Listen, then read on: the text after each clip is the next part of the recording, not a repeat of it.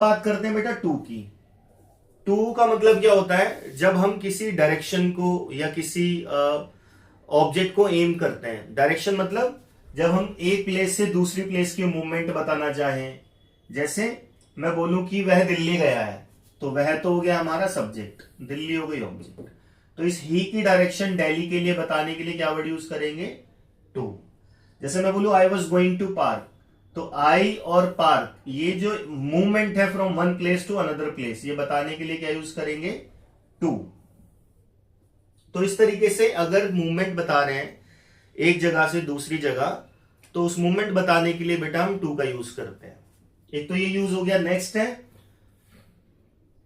Between two verbs. अब कोई sentence है, उसके अंदर वो दो वर्ब आ रही हैं किसी सेंटेंस के अंदर, तो एक तो मेन वर्ब रहेगी। जैसे कि मैं बोलूं कि कोई तुमसे मिलने आया है, इसमें दो काम हो रहे हैं। एक कोई आया है, दूसरा काम है मिलने। तो जो प्राइमरी काम है कि कोई आया है, उसके बाद जो अगला काम है, तो दो वर्ब हो गई। तो इन दो वर्ब के बीच में हमें टू लगाना है। टेंस कोई भी हो, टू के बाद फर्स्ट फॉर्म आएगी।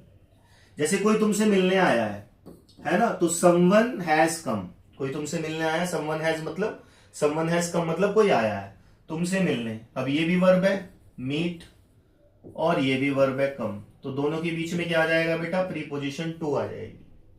ऐसी मैं बोलूं मैंने जॉब छोड़ने का डिसाइड कर लिया है, तो आई हैव डिसाइडेड वर्ब हो गई, ये लीव भी वर्ब हो गई, बीच में टू आ जाएगा। तो दो वर्ब के बीच में हमें टू का यूज करना है, और टू के बाद हमेशा फर्स्ट फॉर्म लगानी है। आगे बढ़ते हैं बेटा।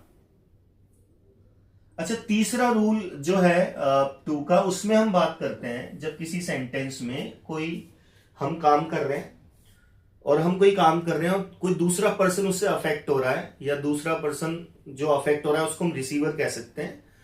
तो अगर किसी सेंटेंस में एक सब्जेक्ट काम कर रहा है, उसका इंपैक्ट दूसरे ऑब्जेक्ट पर आ रहा है, तो ऑब्जेक्ट से पहले टू लगाएंगे। किस वे में वो देख लेते हैं भाई। जैसे मैं बोलूं कि मैं अपने फादर को लेटर लिख रहा हूं, तो I am writing a letter, मैं लेटर लिख रहा हूं। किसको लिख रहा हूं? अफेक्टेड पर्सन कौन है? फादर। तो इससे पहले क्या आ जाएगा? टू। इसको दूसरे तरीके से ही बना सकते हैं, I am writing a letter to my father. और दूसरा तरीका, I am writing letter, I am writing my father a letter. तो अगर मैं माई फादर पहले लगा दूंगा, माई फादर का यूज पहले करूंगा और लेटर का यूज बाद में करूंगा, तो टू लगाने की जरूरत नहीं है।